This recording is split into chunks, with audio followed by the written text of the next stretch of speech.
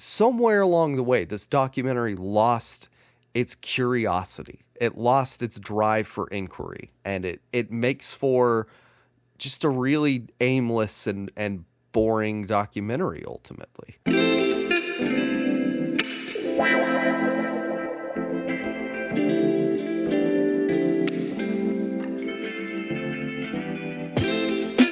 You're listening to Second Cut. This is the podcast where we talk about topics in film theory, criticism, history, etc.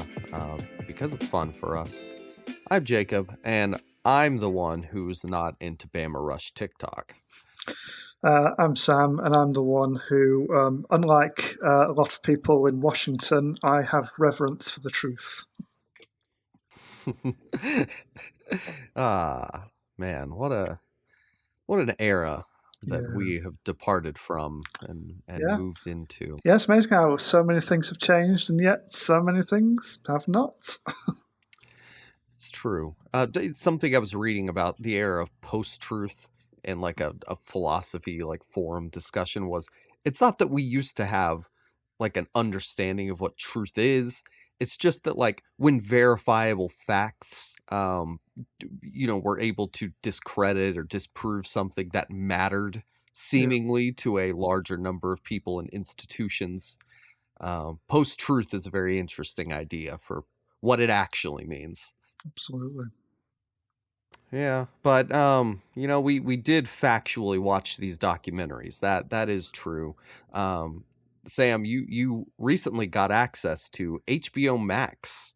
Yep. That did not used to be available in the UK. No. I don't know how internationally available it's been, but now you can watch it through HBO legally for now. Yeah, I think for the longest time it wasn't available anywhere in Europe. Then I think they've gradually started rolling it out, and finally got to UK. It was available from April onwards. So yeah, we can watch everything on one streaming service now, rather than seeing all these HBO shows about 6 months later on a number of different streaming channels over here. So yeah, it's definitely a lot more convenient. Yeah, but when you watched The Sopranos or Game of Thrones, what was it on in the UK? It was on a streaming service called Now, which is linked to Sky over here. So yeah, we get we do get all the HBO stuff eventually. We normally have to wait a while for it. It's probably about 3 to 6 months before we can see it sometimes. So usually, unless you're watching it illegally online, then you're a bit behind the curve in terms of hot button kind of topics and talking points and stuff. So. Yeah, that's the interesting thing is like the content does become available, but it is not available through its sort of parent company. Yeah. So HBO, I mean, it's an American cable channel, and it's mostly known for its TV, and we are not a TV podcast, but they do have a film division, and specifically a documentary film division. Now, in my research for this, I did not realize they have made straight up movies, including the Robert Duvall starring the Terry Fox story. That was their first film made in 1983. Wow. So, yeah. I had no idea HBO went back that far. Yeah, well, HBO, it's fun. It started in, I think, 1972, 73, somewhere in there. It's premium cable. So, you have normal cable channels. You get those through a cable provider. HBO used to have to, pay extra for it. Or have a really smart person who knows how to, steal it. That was the other way to watch it on old-fashioned network time TV. But looking more specifically at documentaries, feature-length style, and episodic, because HBO makes a lot of episodic ones. But again, we're trying to lean towards the film feature-length style. That's why we didn't watch The Jinx or something. Yeah, and we have covered some documentaries on this show before. I mean, we did our kind of war film, kind of propaganda kind of documentaries. At some point last year, and I think we did Oscar-winning documentaries as well previously. So we've possibly covered some of the talking points we're going to be talking about here before. But it's always good to kind of go over it again, if you've got two kind of interesting films to talk about in relation to those kind of points.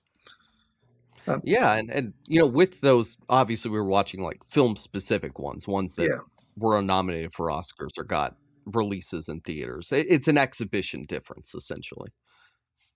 Yeah. I can't remember in the previous discussion we had on this, did I talk about, because I remember I did a documentary film module for my MA, and we talked about theorist Bill Nichols and his 6 documentary modes. I'm not sure I've covered that before, but I'll refresh on it. Basically, hit me. He kind of says you can kind of categorize a documentary and what it's trying to do in a few different ways. So you've got the expository documentary, which is kind of the most standard issue kind of documentary. Basically, it's involves extensive research and aims to educate and explain things. It includes interviews, talking heads, visuals, and narration to support whatever argument the filmmaker's making. So yeah, I said the majority of documentaries you'd see on TV or in the cinema would come into that category. Then you've got the observational documentary, which is essentially a fly-on-the-wall documentary, so shot without intervention and just letting the footage speak for itself. So something like Senna, about the F1 driver that was out a few years ago. That was all actually archive footage and kind of the odd kind of snippet of an interview, but basically it didn't have like a voice of God or an overarching argument. You just had to kind of put together the story yourself just from what you're shown, essentially. Then you've got the participatory documentary, which I'd argue is essentially what your choice for this is, Jacob. So it's where the filmmaker and the subject are on screen together and participating in the activity or the argument about what they're going for. So the filmmaker will interview the subject to capture their reactions, but are often seen on screen as well, kind of being part of the storytelling. And someone like Louis Theroux, I think, is or Michael Moore, they're like the classic kind of filmmakers who go for this style. They're as much characters as their subjects, in their films. I was thinking Ricky Gervais and Carl and Stephen Merchant, whenever they go travel around. Yeah, it's some kind of thing into it, yeah. Then you've got the reflexive mode documentary, which centres on the relationship between the audience and the filmmaker and the process of documentary making itself. So it's like a meta documentary, really, and it's questioning the nature of truth and the argument, and causing you to kind of interrogate your own kind of views and biases on a particular subject. So again, they can be quite interesting. If you'll see quite a few documentaries where like they'll start off telling one story and then take a kind of a sudden tangent another way. And kind of blindside you with like some new information that comes in later on, and perhaps the filmmaker didn't know this information was going to come about, and they're responding to it in real time. But sometimes maybe it was meant to be a surprise to the audience, and it's part of the appeal of like this particular story. I don't know whether you get a lot of this with like some true crime documentaries possibly, or kind of things that kind of stories that are still evolving as the documentary starts, and then the information comes in. Then you've got a poetic mode documentary, which one I found particularly interesting. I looked at a few of these at university. So documentary that focuses not on facts, but on expression and feeling. So values cinematography and kind of the art form over like just delivering kind of information. So it's like if Terrence Malick made a documentary. Basically, yeah. I mean, there's a real good Canadian documentary called My Winnipeg. And it's basically the story of the town of Winnipeg, but it's just a series of kind of slides of images and kind of avant-garde kind of filmmaking choices. A bit surreal, but it kind of still tells a story of a strange town, but in a strange way, and basically kind of accept after a bit that this isn't going to be a standard story. It's like I'm not going to have someone talk to the camera and tell me about what happened in this town. It's put together from these strange succession of images and kind of audiovisual cues. And then finally, you've got the performative mode documentary, which shows the this is sort of related to the participatory one. So this is shows the filmmakers' involvement with the subjects, and they share their views through their own experiences, and gives the viewer the perspective of what it's like to be telling the story and to be gathering the information and delivering it back to you.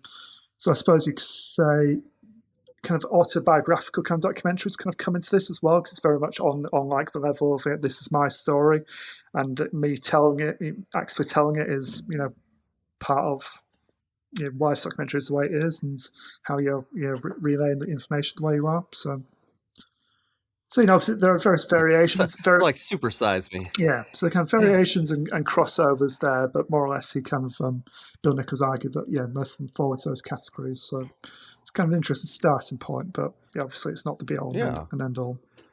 Well, I pulled up real quick my documentary.txt from 2021. Yeah. And it's not a very complete list, but I have doc subgenres: compilation, direct cinema, nature documentary, portrait documentary, synthetic, and mockumentary. Don't ask me what any of those mean. Yeah. And then new documentary was what we really focused on. So think about what's that big famous vegan documentary? I can't think of what it is. Dinesh D'Souza. New documentaries: angry, urgent, controversial, polarizing, strong POV, stylized form. It's no documentary is objective, but new documentary is explicitly pushing away from the attempt at objectivity. Yeah, I mean, I think it's always interesting to people say, well, I saw this in a documentary, so it must be true. It's like documentary isn't a constructed kind of medium, for biases and made in the how the filmmaker chooses to edit the footage that they capture. And I think, especially as you say, in the media landscape, new media landscape, the way it is, it's more objective. No, sorry, it's more subjective than ever. And if you can just state your opinion loudly enough and to enough people, then kind of comes its own kind of truth. So, interesting time for documentaries. On television specifically, CBS Reports, if you've ever seen the Edward Murrow Harvest of Shame, that was a major early television documentary, obviously just kind of a news report, more so than what we think of a documentary. But also in the US you had Nova on PBS, Frontline. I think all of the differences those are kind of hour length, keeping it to a TV block sort of documentary. And you could speak more to these. From the UK, there was Arena and Omnibus, World in Action, and Channel 4 documentaries. Yeah. I think Arena is probably the most prominent of those in terms of the big kind of factual kind of prestige kind of block of television, I suppose. Things like big interviews and documentaries, Martin Bashir famously interviewed Michael Jackson, and this was when all that strange stuff started coming out, and some of his answers to these innocuous questions kind of made me start to think, maybe this, this was a strange relationship he had with certain people, and maybe need to interrogate that further. And Louis Theroux, interviewed Jimmy Savile, big TV personality, who was again outed after his death as a serial abuser and sex offender. Interestingly, Louis Theroux actually went back and interrogated his own documentary and what he did in that later on. After the facts, he actually did a follow up and then said, I shouldn't have done this. I probably should have followed this up, and I can't believe that this didn't trigger any alarm bells for me at the time. So. Wow. Yeah. I've heard a lot about his Manosphere documentary recently, so I need to get into. I would highly recommend that. That's an interesting one, obviously on Netflix now, because his style. I mean, I think he was described by someone who he was interviewing as he's kind of disarming in his kind of politeness, And that's why he kind of gets away with, I think, such scoops sometimes, because he comes across quite innocuous and kind of gentle and probing, but then all of a sudden basically lets people talk and they just dig their own holes, basically. But yeah, his normal kind of non-threatening kind of persona didn't really work against all these guys. Thought they were kind of hyper masculine and aggressive, and talked over him, and were all about kind of the image they're projecting. Basically, it was an interesting clash. I mean, the feature he did before that a few years ago was must have been nearly 10 years ago now, I think, was his Scientology documentary. And basically that, he was kind of trying to get information out of, an organisation that's famously secretive and not willing to media intrusion. And it got to this ridiculous point where him and his camera crew were filming them and their camera crew, and it's like a standoff with cameras. It's like who's going to break first? So, yeah. Well, it's interesting. He was able to do a documentary about a secretive organization. We'll get to why that's relevant later. The key figure for HBO documentary was Sheila Nevins. She was the head, the architect of their documentary culture. And when comparing HBO documentaries to all those others that I just mentioned, HBO is able to make much more scandalous, adult type content. That's kind of their thing to begin with. You can't watch what you're watching there on normal TV. And the other thing is, like, they aren't as limited by like a block necessarily, but a lot of their earlier stuff is obviously like more catered to like television. The America Undercover like documentary umbrella that had series like Real Sex, which is about sexuality in the 80s and 90s, Taxi Cab Confessions, which were hidden camera interviews with taxi passengers discussing drugs, sex, trauma, relationships. Autopsy was a forensic documentary hosted by Dr. Michael Baden. So that's the kind of fun stuff they're getting into. And in my research, like, it talks about the first successful HBO documentary in, I think, 1979. Was called Time Was, which was a documentary mini-series with Dick Cavett hosting. But technically their first documentary was Inside the NFL, which premiered in 1977. So that's kind of where they started at, and obviously they're making like series, mini-series, that kind of stuff. But their documentaries really blew up in the 90s to become kind of the prestige, television production company that they are now, with Paradise Lost, which was about the West Memphis 3 case. And I think it's a 3-part documentary. And I've seen all of them. Like, they're very traditional documentaries, but they're extensive. They cover, the intricacies of that case, it was about like, satanic murders in like a small town or something like that. I probably should have looked up the details before mentioning it, but anyway.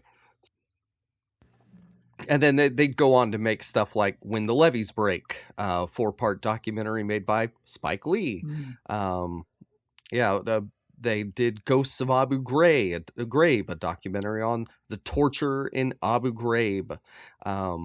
Roman Polanski, Wanted and Desired. Spielberg, Leaving Neverland. They've all these, Going Clear, all these different, prestige documentaries, landmark documentaries about important topics that get the treatment that you would normally see reserved for a film production, because they are a prestige television outlet. Yeah.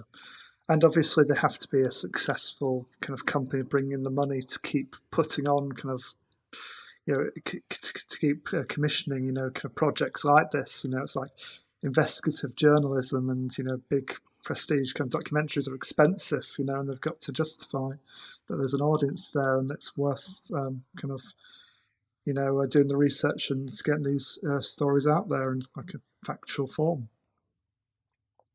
Yeah, and they're able to do that by just being able to do and say basically whatever they want. You talked about Louis Theroux's documentary Going Clear. Like, they get I think that's the one Leah Remini did, right? Like Yeah, they have all of these different people yeah, involved that make it kind of the standout documentary yeah. in its subject area, and they are able to use their resources and the people they have access to put together. Oh, if you're going to watch a documentary on Woody Allen and Mia Farrow, you watch Allen v. Farrow. Mm, It is the place to yeah. go for the best sort of objective look at a difficult situation and popular Mm. one. There's a lot of film relevant ones. Maybe I should have picked one of those, but I didn't. We're talking about The Newspaperman and Bama Rush. Yeah, yeah. These were kind of the ones that kind of leapt out to us for kind of different reasons. Yeah, I've recently rewatched All the President's Men and did a 50th anniversary review of it, and it's it got me thinking about a lot of talking points that come up in this documentary. So The Newspaperman, the life and times of Ben Bradlee. It's a 2017 documentary by John Maggio, who's done several kind of documentaries like the theme of kind of American politics and adjacent kind of subjects. But it's primarily based on the former Washington Post executive editor Ben Bradlee's memoirs, to the extent that essentially that the main narration in this is Ben Bradlee reading from his memoirs, and they kind of use those kind of statements from his account as like jumping off points for the talking heads for the interviews and the wide discussion on the subject. And in All the President's Men, how is I forget the actor's name, but how is his accent, the guy that plays Ben Bradlee? Jason Robards, he does a really good job. I mean, it's obviously a compelling subject, having two like big screen kind of portrayals of a real journalist, and over 50 years. So Ben Robards won Best Supporting Actor for portraying him as this kind of, I think quite accurately, as this kind of very determined but kind of formidable and kind of fierce kind of editor. Who's kind of spends all day with kind of his feet up on his desk, but really kind of whipping his reporters into shape and making sure they're doing their job and not bringing kind of him or his paper into disrepute. But then a few years ago, you also had Tom Hanks playing him in The Post for Spielberg, basically telling the story that took place a few years earlier than the Watergate scandal. So you can almost watch both films back to back and see like the full range of Ben Bradlee's kind of important contribution to freedom of the press and to American journalism. So I wonder what he would think of Tom Hanks's performance. Yeah, I mean, apparently he really liked Jason Robards. I mean, he met him at the Oscars, and he really appreciates the portrayal. But Tom Hanks is a different prospect. I mean, I think he tries to do similar-ish stuff, but I think he's probably a bit less fearsome, because I don't think you can really do fearsome if you're Tom Hanks. Yeah, looks wise, like attitude wise, I could see John Hamm. I get why John Hamm didn't do it, but I haven't seen The Post in a few years, but knowing a lot more about Ben Bradlee now, my first thought was Tom Hanks. Yeah, okay. Yeah, it's an interesting choice, isn't it? Yeah, it's also like Spielberg's going, right, who have I worked with before who's about the right age? That's it. Yeah. And who's done a Boston accent in one of my movies before? Yeah. So at the top, you have this quote from this very pressing quote from Ben Bradlee. A lot of people lie in Washington. They have no reverence for the truth. That just kicks everything off, from that quote. So he was writing his memoirs in 1994 with the benefit of a lot of hindsight. It's kind of looking back on his life and times, kind of the things he did well, the mistakes he made, and I mean it's by no means like a hagiography, and I think it acknowledged obviously his importance, to the whole latter half of the 20th century kind of American kind of culture and society, really, his importance as a public figure. But I don't think it kind of sugarcoats it, and he didn't in his, he does acknowledge his mistakes and hold his hands up. But yeah, it's interesting having the subject talk about his experience and then have other people talk about the same experience and their takes on it. And he's also, for it being a documentary kind of narrated by him, Yeah, he is rather frank about yeah, his own screw ups, definitely. even if it's not Yeah, extensive. I mean, it did remind me a lot of Life Itself, which was the Roger Ebert documentary. It was out just over a decade ago, which he was again based on his memoir. You see, and it's a similar technique. They used his memoir, his own words, as a jumping off point, and then got the people who knew him to talk about him and his life and experiences. Difference in that though was Roger Ebert was dying while that was being made. He lost the power of speech at that point, so they had to get an actor in who could do a good Roger Ebert impression to basically read his memoir. While occasionally he had like had an interview with him when he really wasn't very well, and speaking through like an electronic kind of voice box or kind of through an interpreter basically. So that had a different tone to it, but again, it's similar in that it's a life story about the subject who's still around telling the story, but obviously Ben Bradlee's long gone by the time this documentary actually comes out, but the fact it's using his voice throughout is kind of interesting. So yeah, it's obviously from his very much from his point of view and coloured by his passionate beliefs and his inevitable kind of biases on certain kind of subjects. So first thing we see is like him talking about participating in a eugenics study at Harvard, which I was like, okay, I wasn't expecting that as a opening gambit, but yeah, they did stuff like that in the 30s, I guess. Sure. Yes, so he did that. He mentions that he had polio as a child, but kind of got through it and gave him like a new lease of life and a determination to make kind of the most of every day and get the most out of life and live it to his fullest. I will say it's a little light on kind of the background he comes from because he went to Harvard and it's clear that he went to a nice school, but until the JFK part where he says your friend becomes the president, I didn't realize how embedded. I know. I think it's very I think looking back on it, I think the Bradlees are very much part of Boston establishment, just as Kennedy's were. He's a Boston Brahmin. There's a link. His middle name is like it's something stupid like Sword and Shield or something.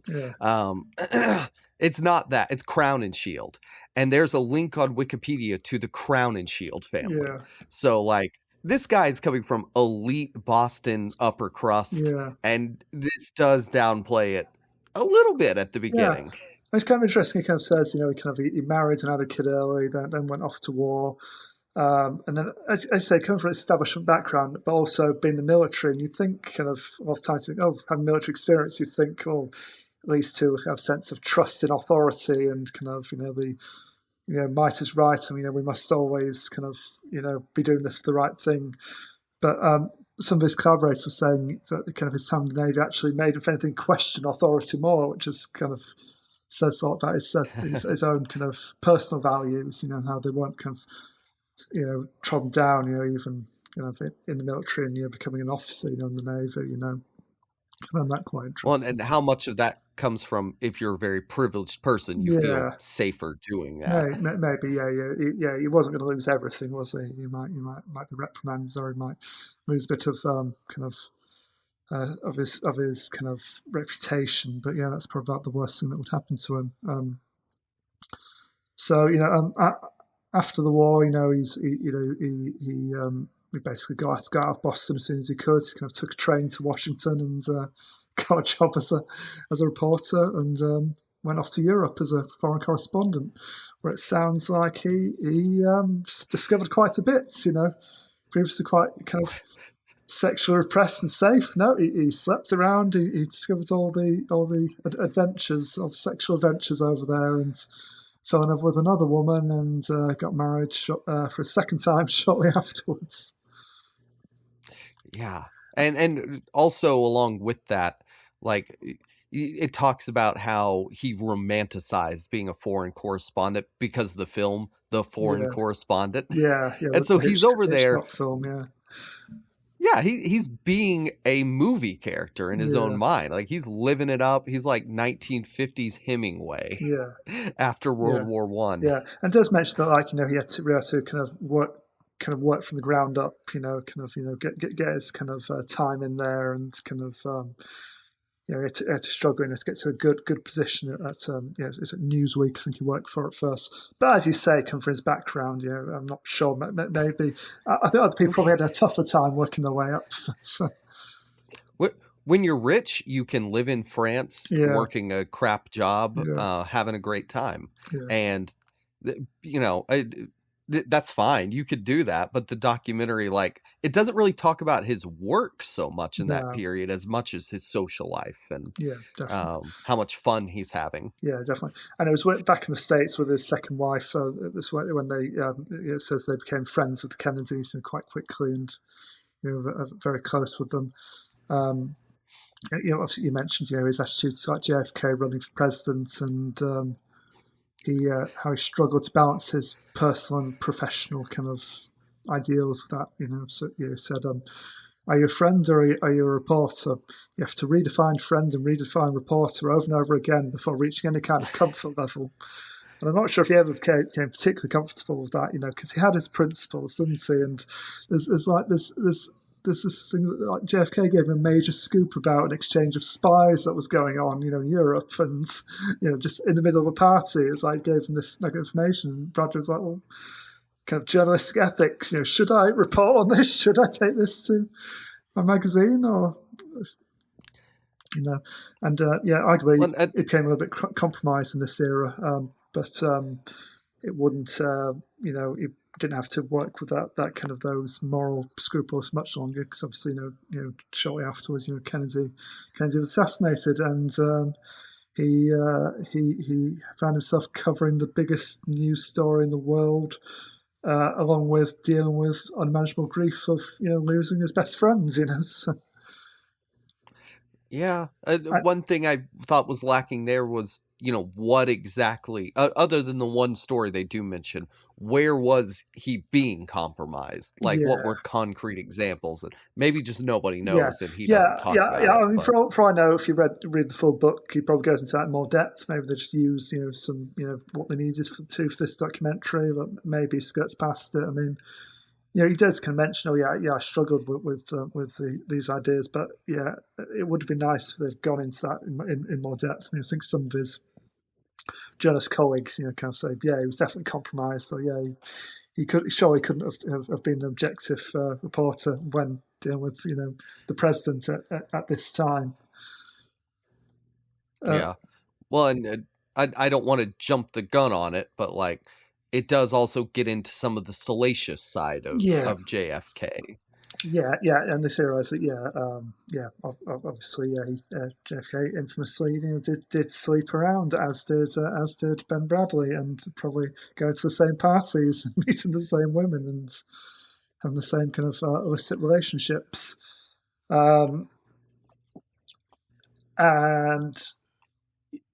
again, it's this idea of kind of, because most of that stuff about JFK kind of, I don't know, was it kind of a kind of an open secret, or did a lot of it? I think a lot of it came out after his death, basically. Kind of the stuff, information was released afterwards. It wasn't while he was in office necessarily. But like, would that story have broken if not for Bradlee? Was he instrumental in keeping that under wraps? Saving face of his friend, possibly. Well, and especially because one of the stories, or two of them, were JFK was sleeping with his sister-in-law, that being Bradlee's, and also JFK allegedly sexually assaulted, or like, it wasn't fully clear what happened, but there was an incident with Bradlee's wife at a party. They're on a yacht or something, a party on a yacht, weren't they? And JFK basically chased his wife to the toilets, basically, and came onto her quite aggressively. But you mentioned the sister-in-law, which was one of JFK's kind of conquests, if you want to put it. nasty like that. And then she died under mysterious circumstances as well, so or suspicious circumstances, So it's there's a lot of salacious details there that possibly are kind of sped through, by Bradlee, who's telling his story, another less involved kind of storyteller would have possibly lingered on, gone into a bit more depth. Well, did he know what happened with Bradlee's wife, Terry? Is that something he covered up? Is it something he didn't know about? How did it change his view of JFK when he found? I don't know. Yeah. I don't know any of this, I'm left wanting. Yeah, exactly. Yeah. So after kind of hopping between publications for some time, and obviously after the whole kind of the 60s had kind of the wild 5 years of the 60s, full of assassinations and political turmoil and all that stuff died down. He finally got an opportunity to move over to the Washington Post as one of their new editors, and he was instrumental apparently in transforming it from, one of the Post reporters called it a second-rate provincial newspaper at that point. It wasn't well regarded at all. It was really like bottom of the pile, but turning it into like a prestige kind of publication, that wrote these massive stories. It kind of it became like an icon of kind of American democracy and kind of telling the people, what they need to know about the world and about their leaders. So he hired up to 60 reporters and editors during his 29-year tenure, I think. So, and kind of reshaped the whole paper as we know it, really. So one of his colleagues talks about what really turned Ben on was a holy shit story. Which was designed for, he wanted people to be reading the paper with breakfast in the morning and look at the front page and go, holy shit. So he was always after, he had a good nose for a story, like when to dig further and when there was something in it, So he had a good kind of journalistic instinct, even if he wasn't doing, even if he wasn't doing like the boots on the ground stuff, the actual kind of active reporting, he was kind of spearheading it all and kind of had an overview of kind of what matters and what they should be reporting on. In all the President's Men section, they talk about the actor saying the only thing he says is, what's the effing story? Yes. Is that true in the movie? Is that all he says? Or a variant of that? Yeah, there's quite a bit of that. I mean, there's some great quotes from it. I think I've still got my review here somewhere.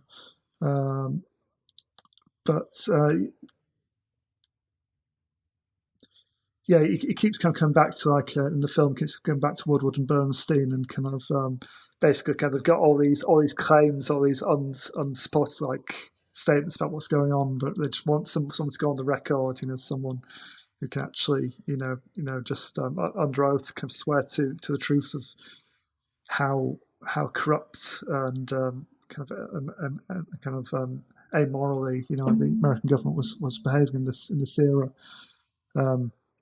He said, one of the quotes from that, again, kind of trying to get people on the record, it's, God damn it, when's somebody going to go on the record in this story? You guys are about to write a story that says the former Attorney General, the highest ranking law enforcement officer in the country, is a crook. Just be sure you're right. And then his iconic quote, which probably won him the Oscar, I would argue, where's it gone? Here we go. So they're about to go ahead and publish their story, and it's like the final time where they can pull out, and they're asking basically for his permission. Is he happy to put his name on the line, in support for like what they're claiming? And he goes, "Oh, don't worry, boys. Nothing's riding on this except the First Amendment to the Constitution, the freedom of the press, and maybe the future of the country." So I did no idea whether he actually said anything like that, but it sounds like the kind of thing he could have said. It does. You wouldn't have to exaggerate him much for film. Yeah, I mean, this guy who was famous for for anyone who kind of insults him, basically wrote angry letters to the editor. He'd reply, "Dear Sir, go F yourself. Sincerely, Ben Bradlee." and he addressed letters to people who didn't have much regard for with "Dear asshole." So, he definitely didn't mince his words. I like how they go for like general like factual telling of a story, but then they jump in with like just these little quotes, these little Ben Bradleyisms, just kind of keep it lively and just make clear that he's overseen the whole thing, and it's like looking back, he couldn't believe that they come out with it. There's some footage of Nixon, answering questions to a reporter in like an interview in the Oval Office. And he says something, Bradlee voiceover, "That was a lie." Nick says something, Bradlee voiceover, "That was another lie." Yes, you get to the Old President's Men kind of era. You get to the Watergate scandal. I mean, and just that they talk at first about how that their Washington Post's main rivals at this point was the New York Times. They're both kind of vying for like the same audience, kind of doing these really elaborate kind of investigations and these kind of proper old-fashioned investigative journalism. It took months and months, to do the research on and to get the facts together and finally break these stories.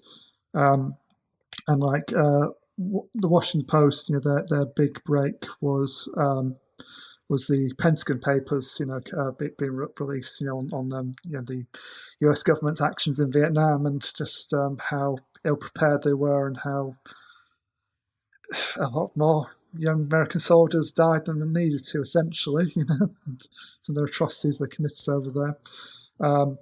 And this is the plot to the Post. Yes, yeah, that Sam's discussing. Yeah. And basically, Pentagon Papers. Some of them were the stories broke about times. They started releasing these papers like on a regular basis, extracts from them, to the public, until they were issued with an injunction by the Department of Defense, citing national security and all that jazz.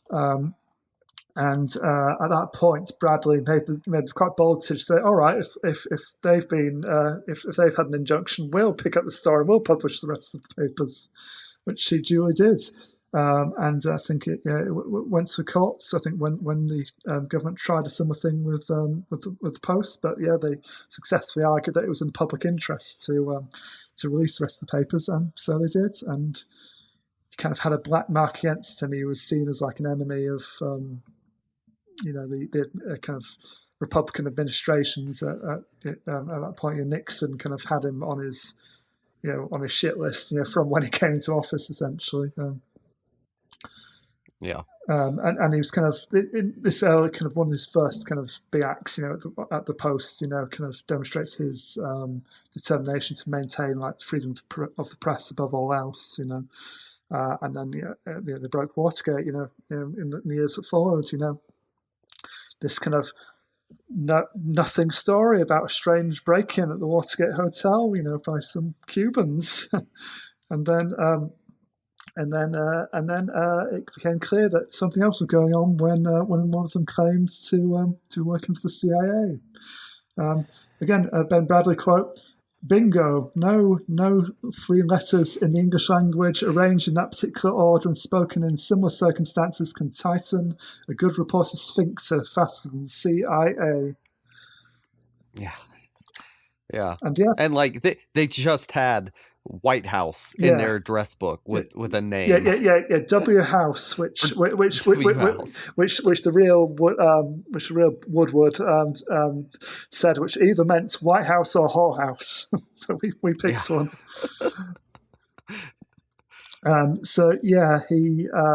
He stuck with the story, as Woodward and Bernstein and others, kind of did the legwork and made their calls and got their witnesses and got people, to speak to swear to their testimonies.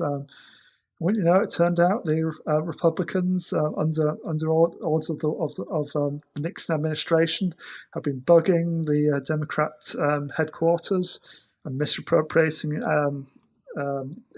re-election funds and kind of engaging in intimidation and extortion tactics, against rival politicians. They were. It was a big old story, understandably, and it made the Post, what it was, under Ben Bradlee. So, I mean, he does say again, kind of like slightly amused kind of air about it. He says that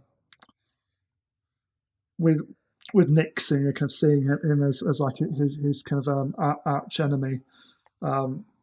Throughout his administration, how basically kind of the story broke, and he seemed to weather the storm, and then he was nominated to run for president again, but then he was impeached when more stuff came out, and it became untenable.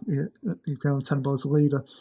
He said, "It's wonderfully ironical that a man who so disliked and never understood the press did so much to further the reputation of the press, and particularly the Washington Post." So it was like Nixon was like his own worst enemy, and gave them all the ammunition they needed, basically, to kind of break their stories, and become the kind of the paper it was. I found it interesting to see, because this was made in 2017. I'd be interested to see how true this is now, but how kind of talking heads in documentary, how many of the Washington Post reporters were still there in 2017. They'd been there since 69 or 72. Well, they've been there for all 50 years. And doing what they do. And still obviously getting a kick out of their job. Obviously, the Post sadly isn't what it was these days for a variety of reasons. Mostly the ownership. Well, speaking of those people, that's where Bradlee's personal life comes back. Yeah. We find out who one of the talking heads has been besides a reporter this whole time. Yeah. That is Sally Quinn of the Washington Post. Yes.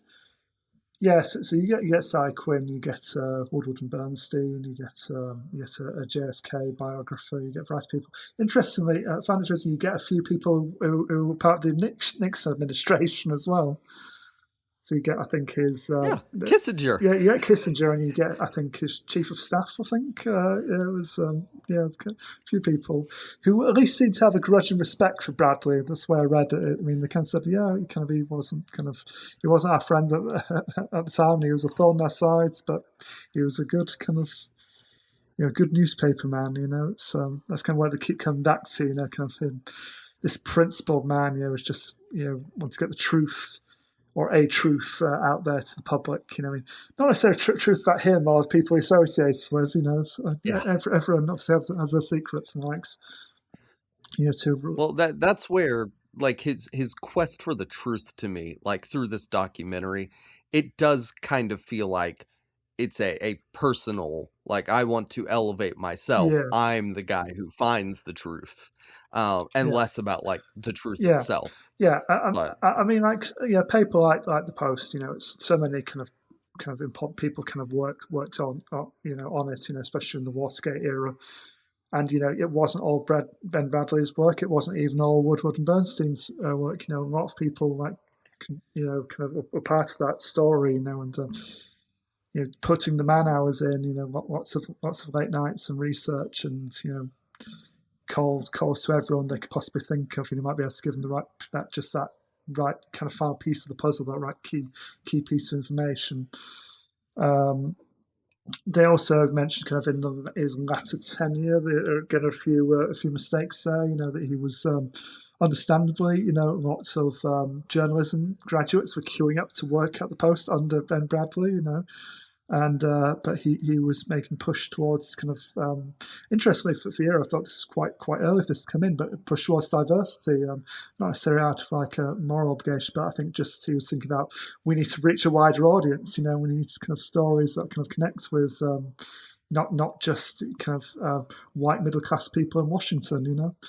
But one of the more profile mistakes was that one of their new hires, a very promising young journalist who had quite a few bylines in her first career, her first year. her big story, which won a Pulitzer Prize, was made up. It's about childhood child drug addicts, basically, in the slums, and it was all made up. So he had to rescind that Pulitzer Prize, and he had to issue a retraction, and page after page of kind of it basically itemised his mistakes as an editor and what the paper should have done, and which was the only thing he could have done really. So that sort of put a dampener on his last few years, I think, as an editor. But he did what he had to do. So yeah. I mean, like, making up a story obviously is a massive breach of trust with an audience when you were a news reporter. So the giant retraction, possibly the longest article they had ever written, I think they said. That would be interesting to read. And somewhere in this time, he also met his third wife, who was 20 years at least his junior. And his employee. And his employee. It's definitely a weird power dynamic thing there. I mean, although the way she tells it, she invited him out for leaving lunch, and she confessed she was in love with him. So, I mean, he was he was who he was. Well, and throughout, like, his son from his first marriage, Ben Bradlee Jr., has been in this documentary. By the way, he's the guy played by Mark Ruffalo in what's that movie? Spotlight. Spotlight, and he's also in it. Which I do forget actually. And I do forget actually is the is again it's the other big Washington Post story that they broke, about the abuses in the Catholic Church. So. Basically, we've got a trilogy of kind of Washington Post movies, haven't we now? Well, isn't that one the Boston Globe? Oh, is that all right? Is that Boston? Sorry, I might. I mean, still a newspaper trilogy. Starring a Bradlee. And then you have. I think I might presume because the Bradlee thing. I was thinking maybe he went to work to get the same paper as his dad, but maybe understandably he went for a different paper. No, I think you're right. That is the Globe, isn't it? Well, obviously he wasn't opposed to relations with Quinn, but then they had their I think he said he had 3 children with Terry. Maybe it was 2 and he had 3 total, but he has one more with Sally, who is featured. And essentially he retires kind of to rounds of applause and tears in the newsroom. He's given a good send off and spends his retirement on the beach writing his memoirs. And there's a snippet of an interview with him towards the end where he kind of asking kind of any regrets, and he basically says, personal life essentially. He kind of said he wished he'd treat his the women in his life a bit better, and gave his kids more attention. And then he kind of paused and said, but apart from that, no, I don't have many regrets. So, I think he's happy with his kind of his body of work, and the stories he helped break, and kind of how he guided the Post. Well, and he emphasized how hard it was to like tell his kids, "I'm breaking up with your mom." That is something that he did and that he owned up to. That was difficult. So I mean that's respectable, I guess, if you're going to cheat on someone and leave them. And it ends with footage of his funeral that was in a big cathedral, attended by actually hundreds not thousands of people, hundreds probably, but just the attendance, people from family and friends, and then journalists and colleagues, but then politicians as well. He was just so well respected at every level, seemingly. I mean, this is quite a straight documentary. Aside from like the interesting thing that taking kind of memoir as a starting point and using the voice of the actual person, as a jumping off point. But essentially, it's just tells his story chronologically with talking heads, telling their side, kind of giving their take on things to kind of back up kind of what he's saying, and occasionally contradict him slightly, but not much really. It's very much his version of events, I'd say. And there's a lot of like firsthand footage for every era, or at least Yeah, photos, which is really nice. yeah. And at the beginning, there aren't a ton of talking heads. Like No, it's really more focused on yeah, yeah, that yeah. And I footage. like the early bit, which is just his voiceover, and then like all the old photos are kind of they're put on screen like the slides, aren't they? They're just kind of you hear the click as they kind of shifts over to like the next slide, the next relevant photo. Um, which kind of demonstrates like that, whichever part of his story he's talking about. But I suppose they need to bring in other voices to an extent, after a while, but just to give other opinions. But I do think it's fascinating that just so many of the people who worked under him, stays at the post and kind of look back on that era, kind of under his kind of kind of under his leadership, so fondly, and kind of saw kind of how what an important figure he was. But yeah, it could definitely done with more time spent on kind of his contradictions and maybe you could probably do a whole other documentary on just his relationship with JFK and kind of what they got up to, when they weren't in public. But Undoubtedly. there's probably a lot of lawyers involved in a documentary like that, so probably quite difficult.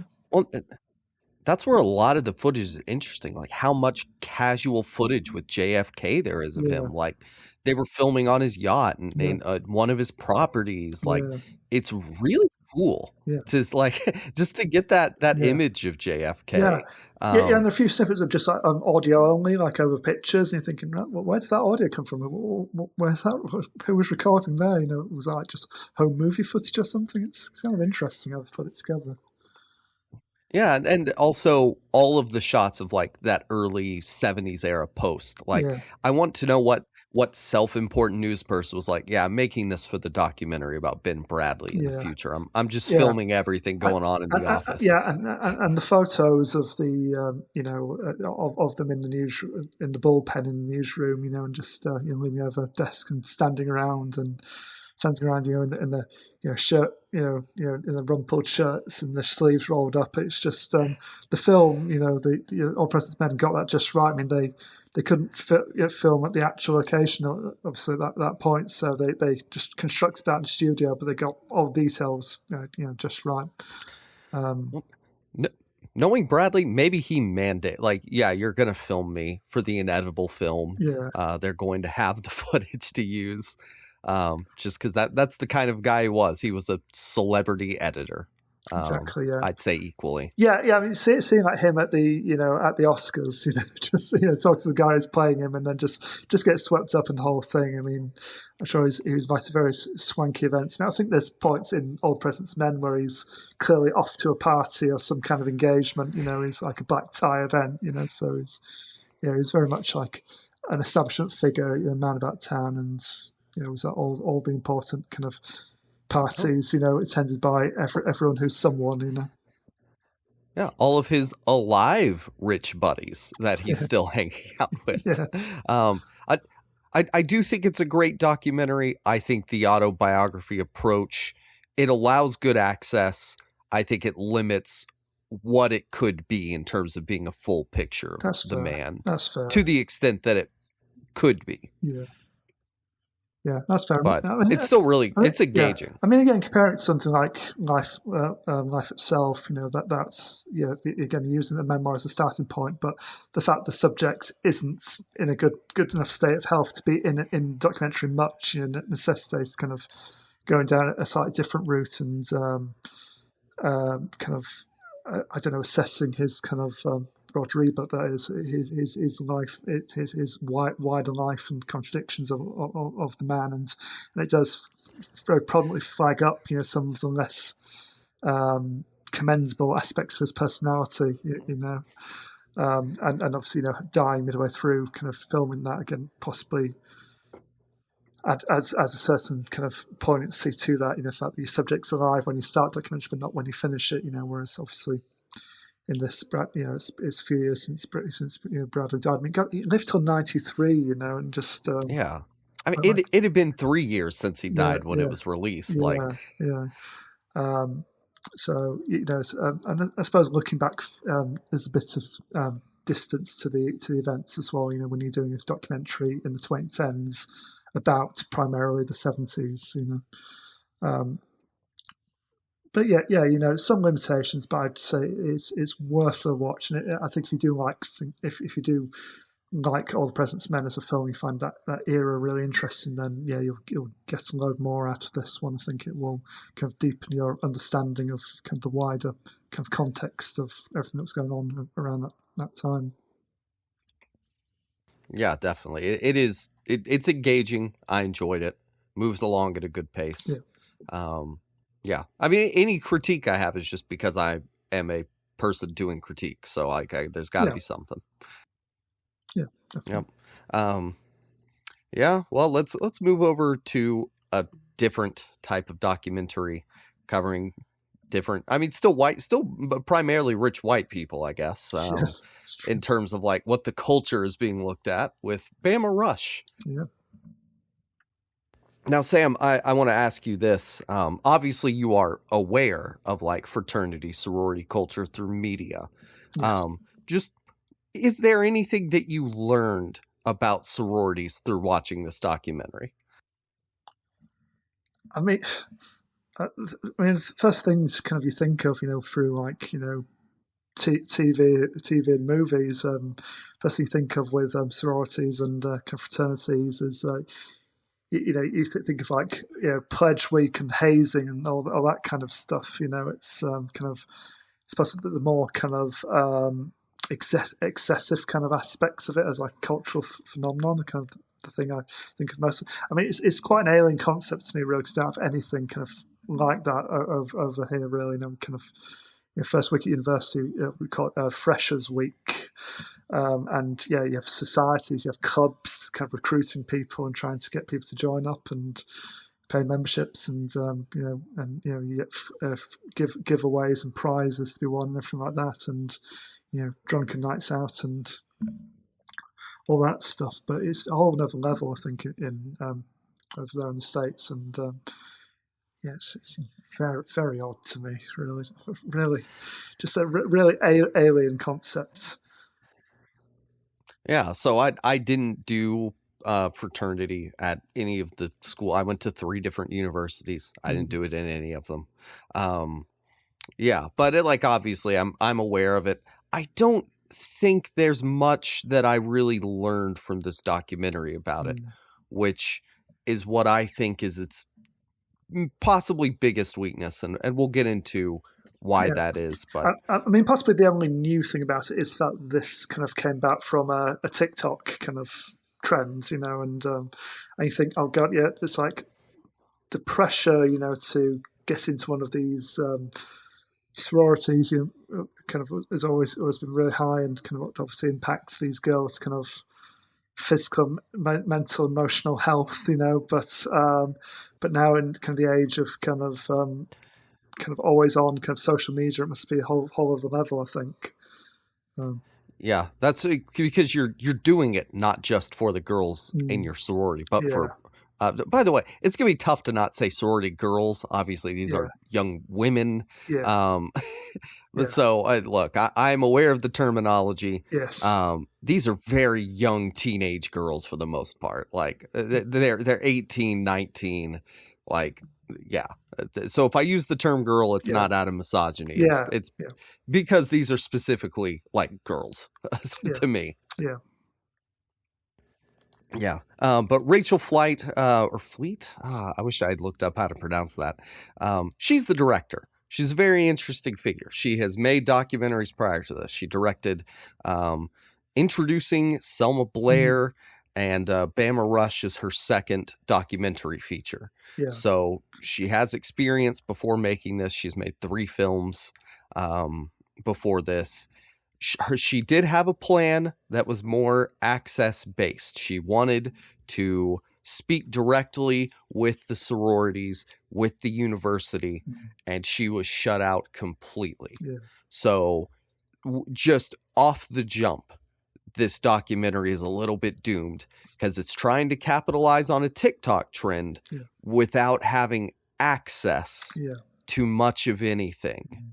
And that makes it tough to tell the story of Rush at Alabama if you can't really look at it, investigate it, or talk to anyone about it. And you wonder why if that's one of the reasons why she decides to bring herself more front and center into the film. Be also the focus of it. Comparing kind of the idea of getting to sorority now to when she was their age and her own experiences, especially through suffering from alopecia and the shame around that and pressure to conform. I mean, I've not seen her other documentary. I would like to see the Selma Blair one. I think that'd be interesting because again, that's kind of bringing health issues. Selma Blair's been public about suffering from MS and how she's had to adjust to a new kind of lifestyle and to manage that health condition. So I don't know if it's something she generally tends to bring in her documentaries, kind of people with kind of ongoing health issues, kind of because she can personally relate to those, or whether she's always kind of a character in her films, if that makes sense, or whether it was her original plan didn't kind of come out the right way, so she had to fill something. I'm not sure. Yeah, in the pieces that I read, she was not trying to make an expose. Like, she's not trying to say sororities are bad and here's why. Here's all the terrible things they do. And that was obviously the fear. It's how the documentary opens, is with this segment of people on TikTok being like, they're filming a documentary at Bama Rush. What's going on? They're going to like destroy Greek. I don't want to be too dramatic, one TikToker says, but this could change Greek life forever. And like, no, this documentary is not that documentary. That's just somebody saying that on TikTok. And the way that this was marketed was more towards that. What we are presented with is a documentary that really isn't even able to fully explore its subject because of its own limitations and the external limitations. Yeah, I mean, you can see her intentions, can't you? Because there's a lot of time spent with each of these, each of the young women in this, and make sure kind of they're all kind of introduce them, go into their backgrounds, kind of, their various experiences, what they're hoping for, and how they're going to get there, and their hopes and dreams, essentially. Clearly, it's going to be following them through this whole process, and who's going to get what they want, and who's not quite going to make it, kind of. But as it goes on, for a variety of reasons, they all start either dropping out of the rush, deciding against going for the rush this time, or they drop out documentary kind of full stop, so, or both. Yeah. So what before we get into it, what I would rather have seen was her widen the scope to sororities generally, try and get former sorority members in, alumni, that kind of thing. Because there's a lot of focus on, well, this is a Southern school, it's going for a very specifically Southern belle, that kind of thing. Image, there's what Isabella says at one point, I feel like I look like a Northerner. That doesn't mean anything to me. I think that's more an anxiety she has. But the film could have contrasted like what's going on at NYU and Michigan and Washington versus at Alabama, or what's going on at Ole Miss versus, that's another Southern school.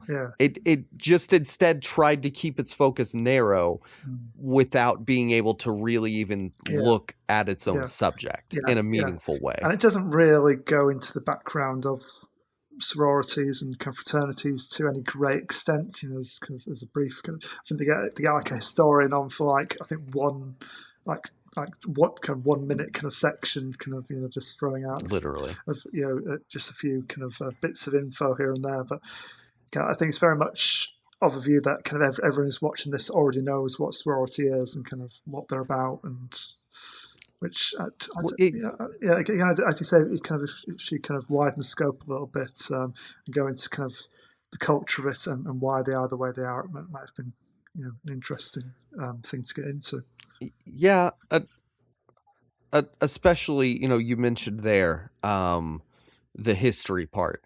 it's kind of just photos of yearbooks from Alabama, and it's very brief, like, here's when they started, this was kind of the point. And then, I don't really remember there even being a historian coming on and talking. That would have been more interesting if there had been a historian going into the history of sororities generally. I think she literally just comes on and said, well, they started appearing on kind of college campuses in this year. And since then, every young woman who attends wants to be part of them. So just from the jump, not, I went into this not really knowing anything. Just I have seen it as I scroll on HBO and gone, oh, I should watch that. But yeah, you mentioned this. It's following 4 young ladies. 2 are in high school. They're incoming freshmen. That's Isabella and Shelby. And they want to be in an Alabama sorority. And then you have, who are the other 2? Michaela and Holliday. They are like, they appear to be sophomore roommates, or friends at least. And they had tried to rush previously, were unsuccessful for a variety of reasons. And now they are trying to rush again. And it follows their stories starting in October 2021, and the goal is to go through rush season in like September of 2022. So like very wide ranging footage in time that we're looking at here. Like the 2 of the girls are still in high school whenever this started being made. And I think that's it's an interesting idea, but that means the bulk of the documentary has nothing to do with Rush because we're anticipating it. We're not actually getting there. And we could get more into each of their stories in a second, but there's no real structure to the documentary. It's vaguely chronological. It's following these young women, girls intermittently here and there. One will pop up. And then the rest of the stuff around it is just, it feels like filler, that they're talking to a consultant. Well, what is a Rush consultant? Like, what is this sorority consultant? Is that with the school? For a while I thought it was with the school, but when I went to read on the sorority subreddit, they were like, how much are they paying these consultants? Oh, so these are paid consultants. Michaela has a really nice car. Shelby has Chanel earrings as a high schooler. Like, these are obviously well-off girl. I'd like to hear, how much are they paying for all of this? Like, what is the, not just emotional cost, what is the financial cost for everything you're doing? Like, build a full picture. And somewhere along the way, this documentary lost its curiosity. It lost its drive for inquiry. And it makes for just a really aimless and boring documentary ultimately. I mean, just because I knew so little about this, I found it interesting just following, these kind of, these characters, but obviously the real people, but kind of like a reality TV cast in a way. Kind of, just following them, over time. They're kind of different kind of roadblocks they hit, as they go, they're hoping to be picked, to get into these sororities. Found that aspect quite interesting. It does have a nice focus, I think, on kind of self-image and kind of the different pressures on women, in that environment. I think they're all very honest about that. They're made vulnerable, on camera. I think that's brought out of them by the director. I think being very kind of upfront and vulnerable. And if you're asking a few times, you've been asking me questions, but can I ask you something? Can I ask you something personal? And they've got that kind of dynamic between. They're obviously growing more comfortable and kind of open with each other. I mean, the first time you see the director, I think you've heard a kind of off camera a few times asking questions, but then one of the girls asks, just asked, because we haven't seen her response. She says, do you have to put sunblock on your heads? Yeah, so let me frame that a little bit more. Yeah. So that person talking is a current active sorority member. Yeah. She's in like the top tier sorority. You have a few active members who kind of given their take on things throughout this. Yes, very diplomatic. They say basically nothing. But the way this woman asked that question is, by the way, none of the men in my family are bald. None. Yeah. Not bald at all. Yeah. Do you have to put sunscreen on your bald head? Yeah. It's so weird. I know, yeah. Yeah, and she writes, well, yes, I do. It's kind of my whole thing. And then, the camera pans around to her and then holds it. Yeah, you see her, and it kind of prompts, her kind of tell her own story in her college days. Yes. Now the people we're following, I'll just start with Shelby because that's where it starts. She's a very, kind of stereotypical achiever who's going to college. She has like Leslie Note binders of like inspiration. Like, these are my pageant binders. I'm going to have a binder for Rush too. And she's a pageant queen. She's, got good grades, and she's like the all-American girl. If you were going to conjure up what does the stereotypical achieving American young woman look like, it would probably be her. There is and she was adopted, and so what she has throughout her story is she'll pop in and say, I learned I was adopted, and I really struggled with that. I struggle with taking tests. Like, I have these troubles, but I'm learning from, like, it's a very polished pageant type presentation from her. There are problems, but she is overcoming them, and she's taking that next step in her life, and she's very excited. Isabella, she's the other high school girl, and she has a lot more like anxiety. A lot more of an issue with like, who am I, and how do I become myself, that sort of thing. And she believes in her first monologue, she's talking about, I'm going to join this sisterhood and I'm going to find myself. Like, I'm going to belong somewhere finally. She's been bullied. Like, she's a conventionally attractive looking, she's a girl. Like, you don't want to say this girl's but like, she's, if a person just looked at her and said pretty or not, she's probably pretty, but she's been bullied. She faces body image issues. And towards the end, she reveals that she was sexually assaulted. And like, she's dealing with a lot.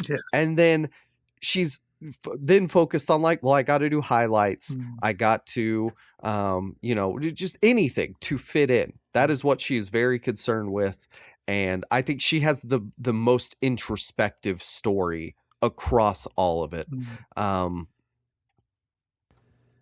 Then you have Michaela. Michaela is interesting in the fact that her dad was black. I don't think we know her mom's race. We do know she is white also, and she struggles with what other people say about that. Like, she says, if I try and look too white, I'm whitewashing, and if I look too black, well, then I'm too black.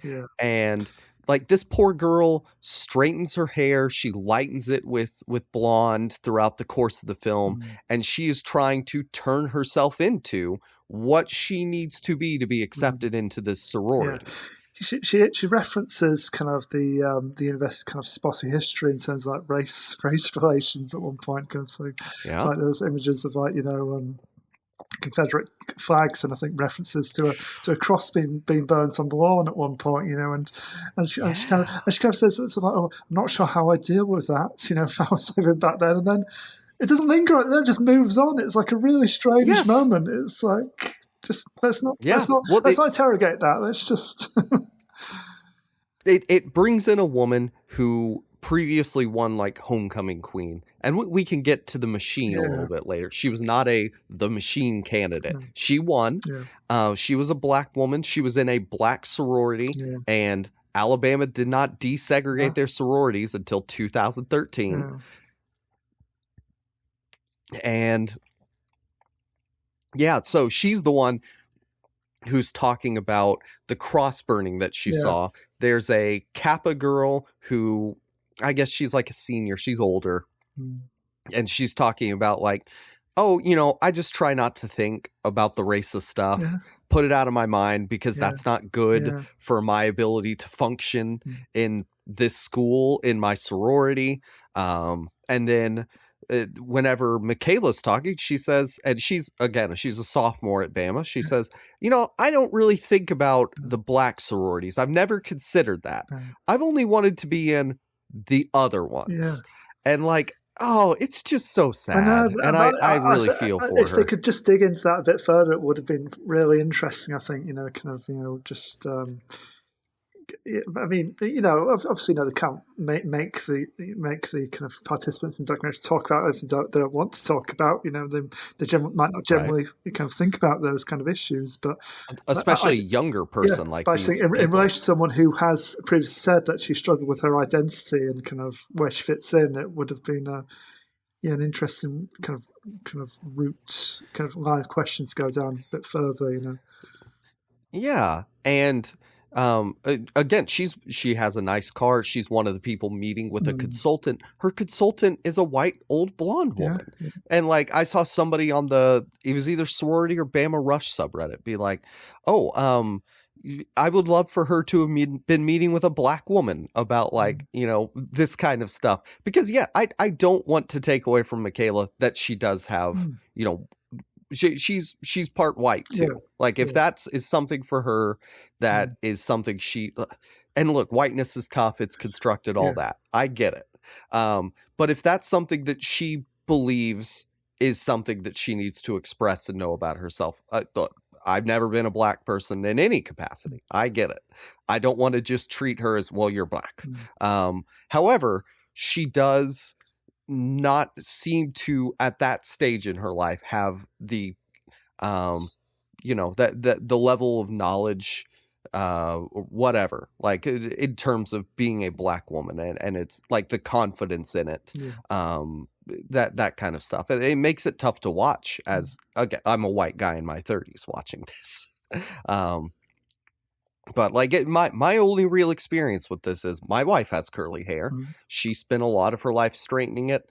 Now she's a lot more comfortable having it curly. And that's something that, you know, she's very like white passing. You wouldn't know that she's Hispanic, but that is something that people with curly hair have to contend with. And yeah, look, I don't want to say to you, Michaela, you're whitewashing yourself.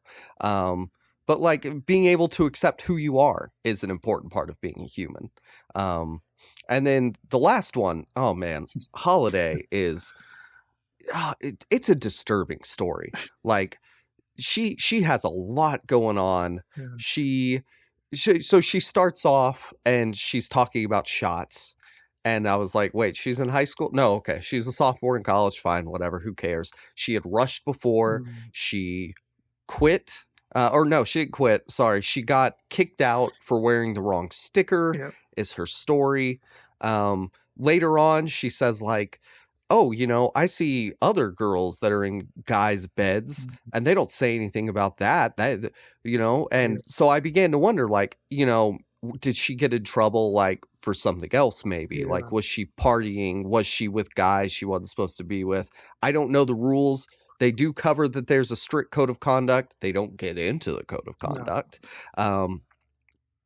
But they, you know, they discussed that there is one. And so Holliday violated some kind of rule, got kicked out. Later, we find out she goes to a frat party with Michaela. They both get roofied. They don't say that they were assaulted. So I don't want to assume that. However, she says that it has happened 3 times before. She has been roofied 3 times previously. One time, at least, she was assaulted and she took the case to court, and she just doesn't want to deal with it. Like it's a lot to deal with that. And I don't blame her at all. Like don't do anything you don't want to do when it comes to that stuff. You're allowed to not take that to court. What my issue is that the film doesn't dig any deeper into like, did that affect why she was kicked out of the sorority? Was there an incident perhaps where she was roofied and she woke up in a compromising situation and the sorority said, you don't meet our standards, goodbye. So I don't know. I'm left wondering, and I have to wonder, did the film wonder? Was the film going to investigate these, crimes against a young woman any further than she said it happened? And like, obviously, like that's something very serious that if I were a filmmaker and someone said that to me, I would be a bit more concerned. And yeah, you don't want to press. You don't want to ask questions that they don't want to answer. You don't want to force them to do it in front of everybody in the whole world. At the same time, like, it wouldn't be too hard to ask, like off the record, hey, did that have anything to do with why you were kicked out? Because then that could prompt inquiry into what is the culture like around, date rape on campus. Date rape is a huge problem on campus anywhere. And they're just like with the race stuff. Okay, girl got roofied. We're moving on. We're moving on. Yeah. And it's just so bizarre. Yeah, it's a film of kind of missed opportunities, really. And I don't want to kind of give a complete pass, but I do wonder just how much of it is just she had plans for all this and she just had to completely kind of turn the car around, late in the day when she realised she wasn't going to get anything like the kind of information or access that she needed to tell the story she wanted to tell. So she's kind of left with these kind of breadcrumbs, that she had to kind of just, stitch together, to something that resembled a complete story. I mean, they're all of them are interesting in their way, but like, they're very much it's like surface level stories, surface level experiences that you can all do with kind of digging into further. Holliday in particular, I feel really sorry for her in this. Really, I just think, as you say, she's got a lot of stuff going on and she makes mistakes, and you just want to kind of just get her to like. Obviously, you don't want to kind of be patronising, but you kind of just sit down and kind of say, "Look, this isn't everything." It's like you can do other things. If you tried this a couple of times now, it's not happening for you. Whatever. But this isn't this isn't the end of your life. You have other opportunities. Well, and also, I'm not qualified to diagnose anyone, especially from afar. But how much of the partying is because of all of the trauma that she has faced from whenever her father died up through being whether or not she was assaulted by somebody, going through the experience of being roofied at school multiple times. That's horrible. And like. It's very tragic. I feel very sad for Holliday. I hope she's doing better now. Yeah, I mean, the film we want is one that either can dig into kind of the lives and experiences of their subjects in more detail, or gets into like the sorority culture and kind of in more depth. But again, you'd have to have access. You have to have people willing to talk about that. Share a few of the secrets, and things that are done and possibly shouldn't be done, and they're secret for a reason. Less. I mean, it's like a culture of it's not institutionalized bullying. Essentially, I'm going to call it. It's like it's very much based on peer pressure, and you've got to look a certain way and act a certain way. Or else you're not only not worth hanging around with, not worth knowing, not worth acknowledging, And I mean, one of the current sorority sisters, is kind of saying, well, she tells new pledges, that you're a friend, but you're a sorority sister first. You're a woman, but you're a sorority woman first. It's It's everything. Yeah, it's like being a Marine. It's like my life for the core. Yes. You're a person, but you're a Kappa first, is what she says. Yeah. And I think this Australian user on the Bama Rush subreddit, which is literally just it's not about the documentary. It's about Bama Rush. Yeah. So they talk about how the culture that is shown and is not interrogated enough is the culture, and I think we especially see it with Michaela, of creating also they talk very briefly about the ranking system. And the ranking system is just frat guys rank the sororities, and that is the ranking. It's who has the hottest girls. And again, it's something they didn't really get into, apart from a brief mention, the fact that like when this historian comes in, basically the sororities were founded as add-ons to the fraternities. Basically it's to give them people to go to parties with. Yeah. So it doesn't get a ton into like that kind of inherent misogyny, but what this person talks about is that sororities, or the Bama in general, because it is not Bama in general, Bama sorority specifically, they are ways to make women into ideal Southern wives, where you appeal to the male gaze with the way that you dress, with your cute outfit, your OOTD video. That's what it's for. You are supposed to wear a specific type of earring, wear a specific type of shoe, a specific type of shirt. You're supposed to act a very certain way. You have to be within the code of conduct. You can't stand out. You can't make waves. And through all of these different ways, this person puts it, it is a Stepford wife factory is essentially what it is. And the film doesn't take any time to investigate the way that your individuality is erased whenever it's you're a Kappa first and a person second. It just kind of says, and that's what somebody said, moving on. And we know as writers, whenever somebody presents you with ideas, you then need to like think through those ideas and come to your own thoughts and conclusions about things. And from my take on this, the filmmaker, whenever she was making her own segments, and I appreciate that she was trying to put herself in the spotlight too, say, this isn't just about you. I struggle with fitting in too. I understand that. And that's really cool. And her story is touching, and it's difficult to like take in and be like, oh man, that really sucks. I think it shows ultimately that she is overly empathetic and she's too concerned with people not thinking that this is a hit piece than she is with actually investigating and learning about sorority culture. It's the fear of people are going to say, oh, this is going to ruin Greek life, which they say anyway.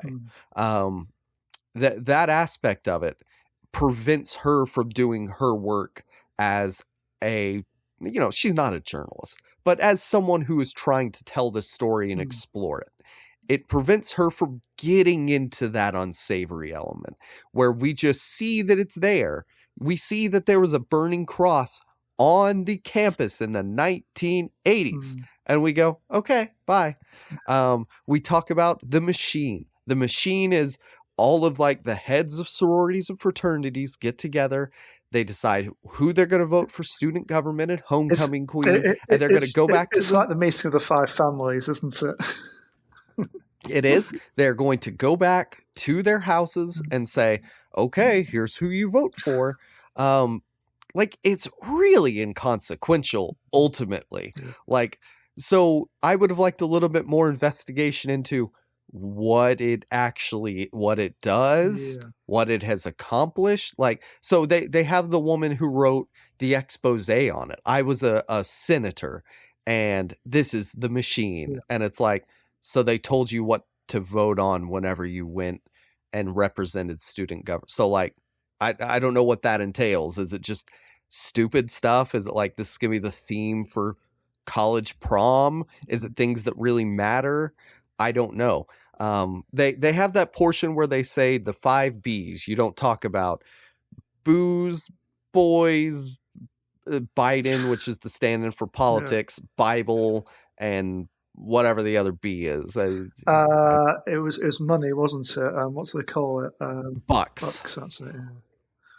Yes, you don't talk about money, religion, politics, boys, or getting messed up. And like, we're not going to talk about the implications of the conservative state of Alabama and what that, like the one Kappa, she talked about how she has a friend who tries to be, she used the word woke. And the way she does that is by making little passive comments about the things she knows about racial stuff. And like it was funny and I enjoyed hearing it, but like what, are all of these people just, is it a giant Trump den? And the reason you don't talk about it is because you don't talk about unsavory conservative politics or we're going to kick you out. Like, it just, the implications in Alabama specifically, not great. So yeah, like, I don't know. I came away from this going, I would rather have seen the negative expose hit piece that will destroy Greek life forever. Because this came out really boring. I mean, it'd possibly be interesting, like a follow-up, seeing where these women ended up, and kind of looking back, kind of do they have a different perspective on their time, either in sororities or trying to be accepted by sororities. And ultimately it's called Bama Rush. We don't see Rush because they don't have access. They're not allowed. We do see on bid day Isabella running down the street because the filmmaker put on a wig and went undercover and filmed it despite not having permission to film it that I'm aware of. So like, okay, like, why didn't you just do more surreptitious against the rules filming like you possibly did there? Presumably they had some kind of permission, but I think the filmmaker talks about how she got a threatening letter from the president of the university, which was nothing. It was like, nobody has permission to film or send undercover microphones. And it's like, okay, I already know that because I've watched all of the nothing that has happened in this film. And I don't want to discount like the sociologically interesting things about the four subjects. That it is interesting to watch. But when it's called Bama Rush and it doesn't even feature Bama Rush, I mean, you haven't achieved your goal. I mean, I think both documentaries we've discussed today are really interesting kind of examples of the form. This one is possibly more interesting in the negative space, the things that could have been, the things that aren't said, and then things that actually are said and things you do see. Yeah, it's lacking the narrative thrust of we're following Ben Bradlee's life. There should have been some kind of, maybe months are being marked off, or I don't know. There's, once she did not have permission to do anything, I think that's where the things needed to change, and they didn't ultimately. And so you get a documentary it should have been called like, What's Life Like for Young Women Who Are Going to Alabama These Days? Because that's what it ends up being. Why do they want to go there? What does it mean? Why are they joining a sorority? But it's not really Bama Rush, unfortunately. But I kind of wish I had made you watch one of the like really great ones. But this is, it's still interesting. I mean, there's plenty to get through. We can probably do another episode further down the line on more HBO docs, and I'll definitely be getting stuck into them now. I can easily access them in my country. Yeah. And the other thing with Bama Rush, it's a straight, normal documentary where it's a mix of like footage they filmed, talking heads, archival stuff, and that now they can bring in social media because you can't have Ken Burns Civil War TikToks. So I would say that's the biggest change from Ben Bradlee is you could just go to TikTok and I don't know, do you screen record, download? I don't know how you get it. There's going to be a lot more footage in portraits in these documentaries going forward. Yeah. Well, and just consider one day there's going to be a U.S. president or a prime minister of the UK who is on TikTok right now, and their embarrassing skits and dance videos are going to be in the documentary. Yep. That's very true. Yep. Yes. You know what? The one thing that stood out to me about Holliday at first was she said she wants to be president and work as a government lawyer. And like, I hope she's still on that track. She was shooting high. Yeah. I am rooting for her. Yeah, definitely. Yes. Yep. All right. I guess that's it for this one. Do you have any final thoughts on these documentaries besides the final thoughts you had earlier? No, nothing further. Like I say, yeah, they're both worth a look. Just Bama Rush. Just what might have been is kind of lets it down somewhat, but I'm sure there will be. I'm sure there will be a more incisive documentary feature on this subject at some point. Yeah. Or there's probably some kind of book. Like, there's got to be something that actually, like, it feels like there was a lack of a dearth of research. There wasn't a lack of research, but I feel like it was kind of cursory and not as deep as it could have been. But that'll be it for this week, though. We'll be back next week with something else, and hopefully Kieran too. Until then, where can people find you? You can find me at SSP Thinks Film and at the Second Cut Pod Substack, where my review of Lee Cronin's The Mummy is still up there, as well as my 50th anniversary review of All the President's Men, to link back to Ben Bradlee. So, check those out. Yes, you can find Kieran at KJudgmental. He will be back next week, hopefully, like we said. If he's not, well, just know he is busy writing and reading about cyberpunk ghosts. And you can find me at Jacob Film Guy. I edited the two pieces Sam just talked about. And also, I'll give my quick Devil Wears Prada 2 review. It's boring. There you go. Dear. That's it. You can find us at Second Cut Pod, or email us at secondcutpod@gmail.com. That is it. Thank you for listening, and goodbye.